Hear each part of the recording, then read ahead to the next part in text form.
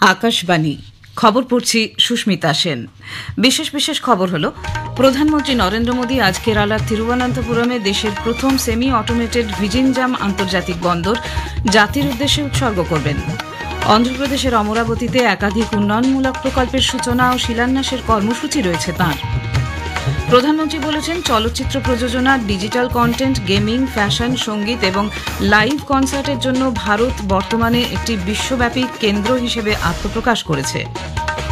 মুম্বাইয়ের ওয়েভস শীর্ষ সম্মেলনের অঙ্গ হিসেবে আজ গ্লোবাল মিডিয়া ডায়ালগের আয়োজন করা হয়েছে।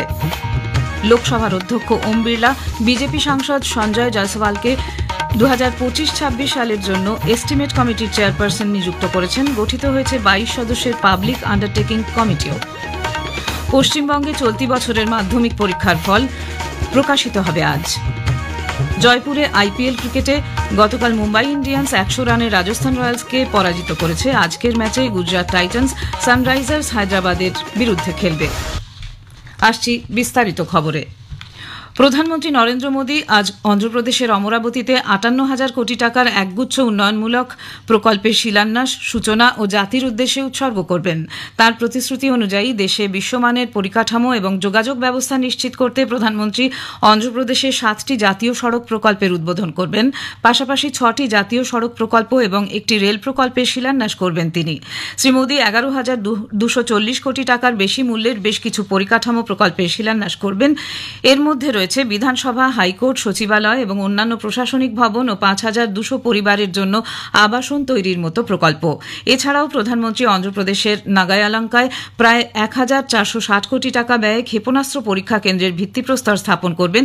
এতে উৎক্ষেপণ কেন্দ্র, কারিগরি সরঞ্জামের বিভিন্ন সুবিধা, দেশজ প্রযুক্তিতে তৈরি রাডার, টেলিমেট্রির পাশাপাশি থাকবে ইলেকট্রো অপটিক্যাল সিস্টেম, যা দেশের প্রতিরক্ষা ব্যবস্থাকে আরও মজবুত করবে।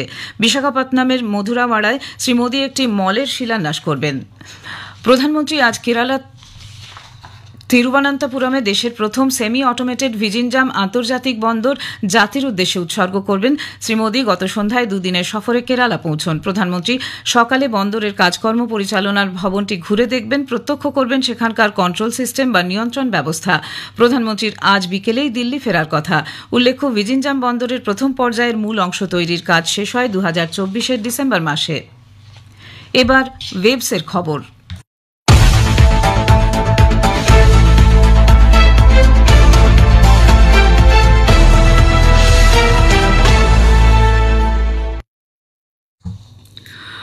প্রধানমন্ত্রী নরেন্দ্র মোদী বলেছেন, world audio visual entertainment summit waves শুধুমাত্র একটি শব্দবন্ধ নয়, এটি সংস্কৃতি ও বিনোদনের এক প্রবাহ। মুম্বাইয়ের জিও ওয়ার্ল্ড কনভেনশন সেন্টারে ওয়েভসের সূচনা করে গতকাল প্রধানমন্ত্রী বলেন, আজকের ভারত চলচ্চিত্র নির্মাণ, ডিজিটাল কন্টেন্ট, গেমিং, ফ্যাশন, সঙ্গীত এবং লাইভ কনসার্টের গ্লোবাল হাব হয়ে উঠেছে।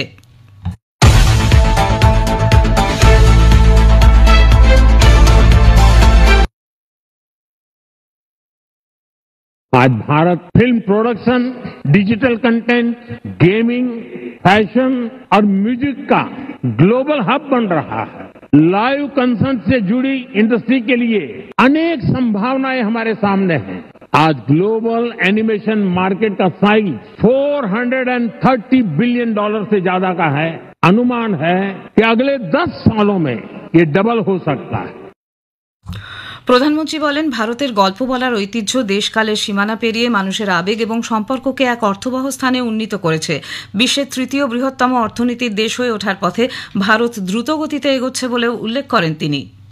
आज भारत दुनिया की 3rd लार्जेस्ट इकोनॉमी बनने की तरफ तेजी से आगे बढ़ रहा है। आज Bharat global fintech adoption rate में नंबर 1 है। दुनिया का तीसरे सबसे बड़ा स्टार्टअप इकोसिस्टम भारत में है। विकसित भारत की हमारी जर्नी तो अभी शुरू हुई है।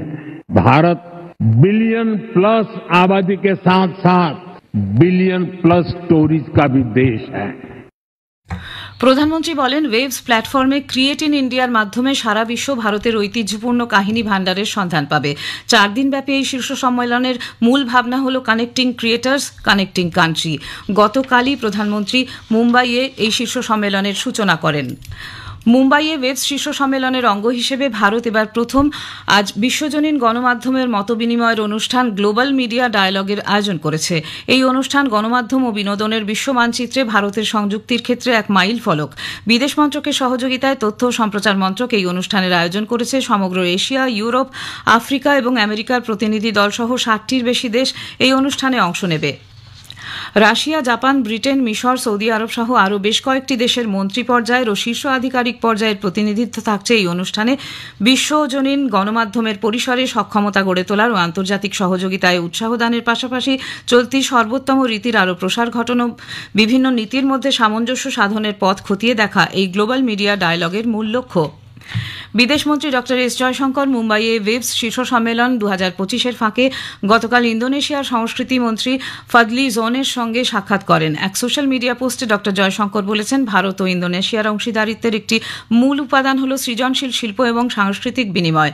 পেহেলগাঁও সন্ত্রাসবাদী হামলার ঘটনায় ভারতের প্রতি সেদেশের সমবেদনা ও সমর্থনের জন্য ড জয়শঙ্কর ধন্যবাদ জানান।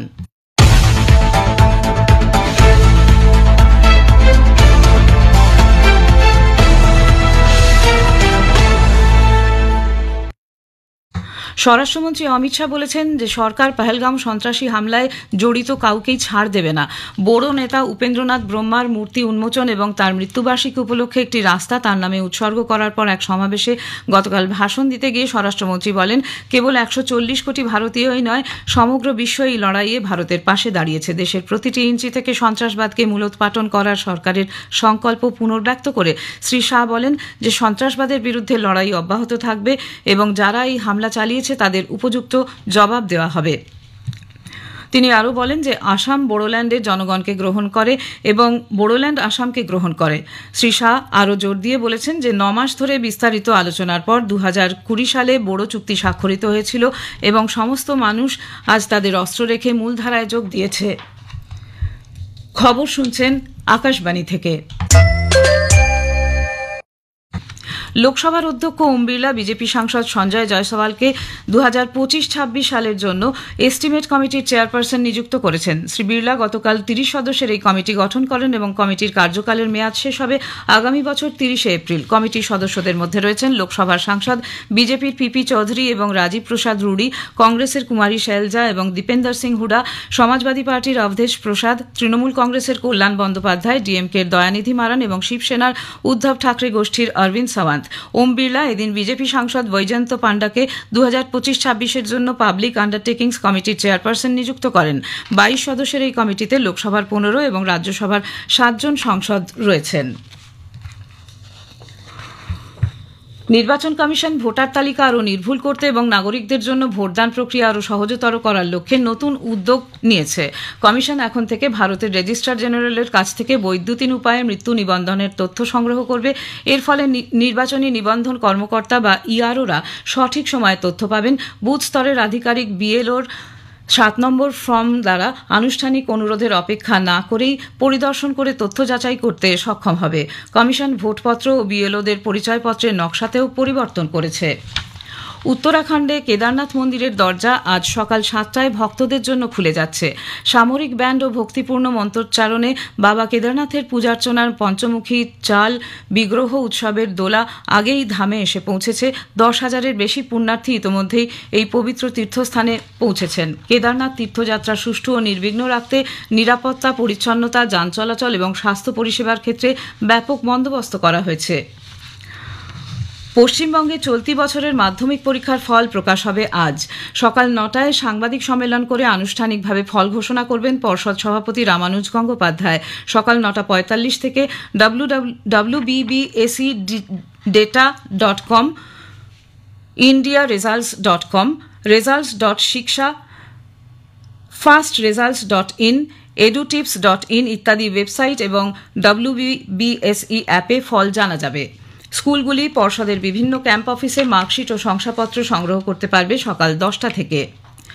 জয়পুরে গতরাতে আইপিএল ক্রিকেটে মুম্বাই ইন্ডিয়ান্স 100 রানে রাজস্থান রয়্যালসকে পরাজিত করেছে। প্রথমে ব্যাট করে মুম্বাই ইন্ডিয়ান্স 2 উইকেটে 217 রান তোলে। এরপর রাজস্থানের ইনিংস 16 ওভার 1 বলে 117 রানে শেষ হয়ে যায়। মুম্বাই 11 ম্যাচে 14 পয়েন্ট পেয়ে পয়েন্ট তালিকার শীর্ষে উঠে এসেছে। আহমেদাবাদের নরেন্দ্র মোদী স্টেডিয়ামে আজ আইপিএল এর ম্যাচে গুজরাট টাইটান্স সানরাইজার্স হায়দ্রাবাদের মুখোমুখি হবে। খেলা শুরু হবে সন্ধ্যে 7:30টায়। শেষ করার আগে খবরের বিশেষ কিছু অংশ আরেকবার। প্রধানমন্ত্রী নরেন্দ্র মোদী আজ কেরালার তিরুবনন্তপুরমে দেশের প্রথম সেমি অটোমেটেড ভিজিনজাম আন্তর্জাতিক বন্দর জাতির উদ্দেশ্যে উৎসর্গ করবেন। অন্ধ্রপ্রদেশের অমরাবতীতে একাধিক উন্নয়নমূলক প্রকল্পের সূচনা ও শিলান্যাসের কর্মসূচি রয়েছে তার। মুম্বাইয়ের ওয়েব শীর্ষ সম্মেলনের অঙ্গ হিসেবে আজ গ্লোবাল মিডিয়া ডায়ালগের আয়োজন করা হয়েছে। খবর এখনকার মতো এ পর্যন্ত। এর পরের খবর শুনবেন সকাল 7:25।